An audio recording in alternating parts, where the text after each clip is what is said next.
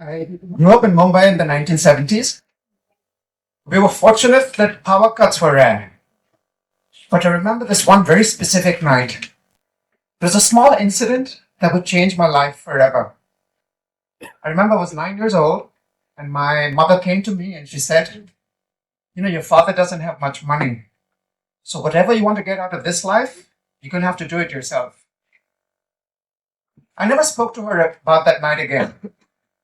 But that night of a failure of electricity, what she said to me was going to be pivotal for the success I would have in the decades ahead. Today, I'm invested in a business that continues to generate a large amount of wealth. Now, I could add that I have a PhD in finance and I ran a hedge fund at one time. But as exciting as those were, they're irrelevant facts. Because I didn't make a huge amount of money running a hedge fund. But this business that I'm here to talk about today, that continues to generate a lot of wealth. But most importantly, what I want to say is that no matter what your background, you could be doing the same. So it doesn't matter what your educational background is, what your business and social connections are, or how much money you have in the bank. In fact, I might go so far as to say that the less money you think you have, the more you're likely to generate with this business. So raise your hand if you'd like to know more details. Good. So then, over the next few minutes, I'm going to ensure that when you leave today, you're going to know exactly what to do to generate a large amount of wealth. So I'd like you to think about the following three statements and as to how true or false you think each of them is. First, wealth leads to happiness. Second, time travel is possible today. And third, that slavery has been abolished. Now, in order to be successful in this business, I'd like you to be aware of three relevant facts. The first is, I'd like you to be aware that just like me, you came to this world with nothing, and you will leave this life also with nothing, just like every wealthy person before you and every wealthy person after you. Secondly, you have to be aware at all times that during every waking moment, you're influenced by what I call the unholy trinity. As the name suggests, it's got three parts. Your instinct to avoid pain, to seek pleasure, and to conserve energy. And the third thing is a very recent human invention, the concept of money. Okay, when you're awake, you see representations of it all around you, but this concept stays in your head all the time, programmed in to your head during early childhood. Now, every business has the following three features. Ultimately, every business has to serve the business owners. The owners of the business must therefore have control over the business, right? And thirdly, the profits of the business must flow to the owners of the business. So now, let's talk about this business that I think you should be excited about. I've been invested in mine for over 50 years. In fact, you've been invested in this too, actually, for quite a while. It's the business called living. Now, you might now say, hang on, that's not a business. Well, think about the life you want to be living and consider the three things I just said. Ultimately, a business has got to serve the owners of the business. The owners of the business must have full control over their business, and the profits of the business must flow to the owners of the business. So, surely this business of living is something that you and I must take seriously, right? So, we might then ask, hang on, what are the profits from such a business and what is this value we can extract from this business? Now, if you think about it, no 4-year-old or 84-year-old wants to be a dentist or a stockbroker, right? We know these to be professions that earn us some money and hopefully provide some job satisfaction. What we all want from life is joy. And no one on their deathbed wishes they had spent an extra hour in the office. So everything comes with a price. And even if the thing is on the list of the best things in life are free, like a beautiful sunset, you still have to make the effort to go to some place on this planet Earth in order to be able to see that sunset. So the value you're extracting from this life is the constant search for pleasure through your life ahead and to try to minimize the pain that you feel in your years ahead. The problem is made a little bit more complicated by the fact that you all want to feel a lot of pleasure now and keep postponing the period of pain.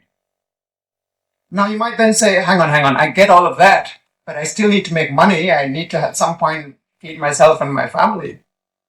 But hey, look, I have nothing against money. I love money. I just really love it. But what you've got to understand is that money is not evil. A knife is not evil. Money isn't the root of all evil.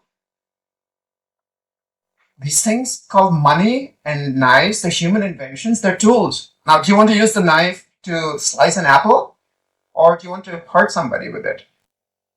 And so this brings us to the first take-home gift for you. I'd like you to be aware for the rest of your life that you have two forms of wealth. That which lies outside you, your external wealth, and that which lies inside you, your internal wealth. Our external wealth we know a lot about. Stock market investments, all the way up to rare pieces of art. Our internal wealth, we pay very little conscious attention to. Our physical health, our mental health, our emotional wealth, and to me, what's most important, our spiritual wealth. Now, you might say now, okay, you know what, I get it, but I still need to make money for my family. So here's what I ask you. Okay, let's look at the definition of a rich man. Okay, so in the years before I worked in the hedge fund industry, I worked as an actuary. Now, it doesn't matter if you don't know what that means and what that profession is about, but when an insurance company has to assess its financial health, what it does is it compares its financial assets with its financial liabilities. Unfortunately, even some of my wealthiest friends cannot understand the definition of a rich man. A rich person isn't someone who has a lot of money. A rich person is someone who doesn't need more money. So if you come across someone who has a lot of money, but they keep behaving like they need more money and they need more money, then to me, they're not a rich person. But if you come across someone and she says she doesn't need more money, then I'd say that she's rich, and we don't even need to look at her bank statement. Now, humans have been competing for scarce resources for a long time. Right? And economists, when studying this, will want to collapse satisfaction and happiness into financial wealth. Now, this makes the mathematics a lot easier to wrestle with, to publish academic papers, to report statistics. But what it does is it inserts a very dangerous flaw into the way society and its individuals operate. So this pursuit of money is used as a proxy as our future ability to consume things. Now, I have nothing against wealth. Like I said, I love wealth. But when I think about wealth, I think of it at two levels. First, that it is my internal and external wealth. And secondly, it doesn't matter how much external wealth you have. If your internal wealth is zero, your total wealth is zero. Now you might say, hang on, wait, what was that about? Well, think about it. Consider your physical health. If you're bedridden, will it help that you have a second house on the beach with a sunset view? Without your mental health, can you even manage your financial wealth? And if your emotional wealth is poor, how are you going to have wonderful relationships with all your other friends who are also with a lot of money? And so to enjoy our external wealth, we have to have internal wealth. Remember, even today, 0 times a billion is 0. Right? So the proper functioning of the business units that hold our emotional, mental, physical, and spiritual wealth is essential for enjoying your external wealth. So it's not like we don't know that internal wealth is important, but what we don't do is create an appropriate, balanced portfolio for growing that total wealth. And as a result, we don't maximize the value in that expression of a lifetime of pleasure minus pain. And you know this, in any domain, if your process isn't right, then your outcome isn't going to be what you're looking for. And so if I don't invest correctly in my business, I'm not going to get the returns that I want. So now you might say, okay, internal wealth, external wealth, but how do I combine these? For my external wealth, right, you could take your total wealth and convert your dollars into pounds or euros physically. You could otherwise just report it in any of 180 currencies. But for my internal wealth, can I add my EQ to my IQ and, divide by my body fat percentage and raise that to the power of how spiritual I think I am? And if I'm going to add these two, can I say the sum of my internal and external wealth is like $1,969? I mean, I can say it, but it wouldn't feel right because it doesn't make natural sense. So how are we going to have a currency of some kind to bridge this internal and external wealth? So if you go to the world of business, they come to you and they'll say, look, time is money, especially when they want to squeeze some more juice out of you. Well, we can use that as a starting point, right? You could say, well, if I had more time, I could make more money. And if I had more money, I could pay someone to do some of my work and free up my time. But what kind of time? And if I see money as an ability to pay for things, what about the ability to enjoy those things? And this brings us to the second key takeaway. The common currency that bridges your internal and external wealth is not time, but healthy time.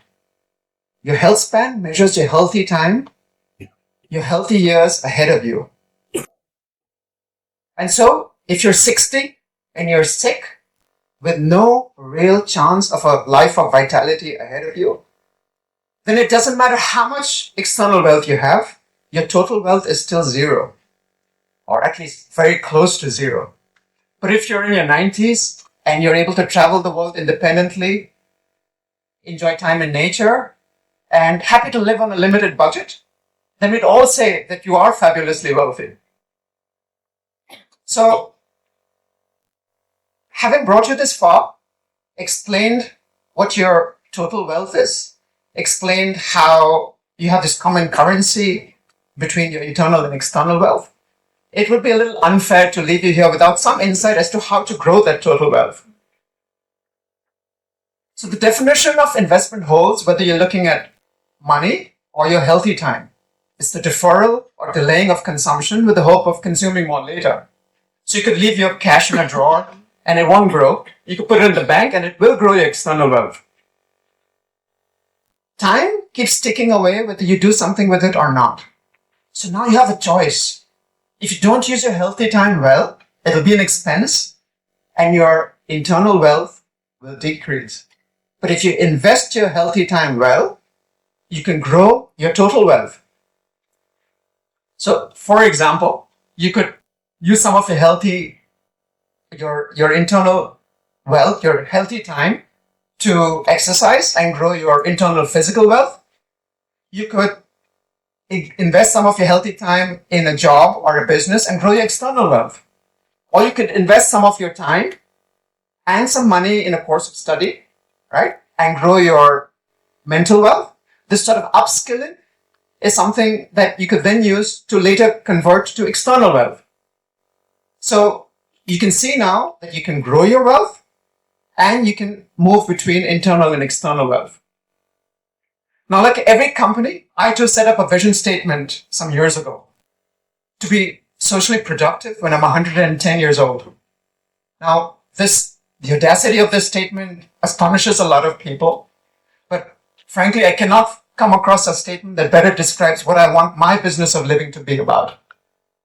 And so because I want to make my vision a reality, I go through life making business and investment decisions along two dimensions. What combination of pain and pleasure do I want? And distinguish between pain and pleasure that is good for me versus pain and pleasure that is bad for me, while constantly remembering two things: that I'm making a decision now, but that decision will impact my future, and therefore I can impact that third dimension in this value expression I told you about, a lifetime of pain and pleasure, so as to increase my healthy time and therefore enjoy more of my external wealth. And so this brings us to the third key takeaway, which is that people will tell you that you cannot get back lost time, but if you invest your healthy time well, you can manufacture more healthy time. By manufacturing more healthy time, you can grow your internal, external, and therefore your total wealth.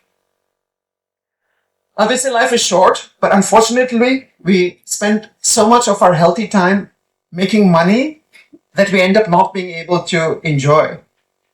And that's because we do not see an investment return next to every choice of pain and pleasure that we have to make in our daily lives. But within each of us is this potential to control these four business units of our physical, mental, emotional, and spiritual wealth, and to use those so that we have mastery over them, so that they may serve us. So half a century ago, my mother advised me to make what I could of my life because my father didn't have much money. I wisely followed her advice and didn't take any money from my parents after the age of 18. But what I did take is a large amount of wealth, internal wealth, in the form of wisdom, practical wisdom. When you leave this hall, focus on time travel into the very distant future.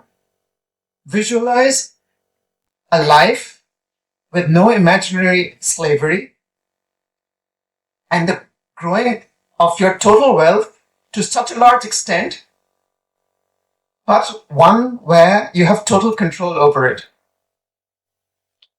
Where there may have been some darkness in our paths, I hope I've shone some light. I leave it up to you now to take action. Thank you.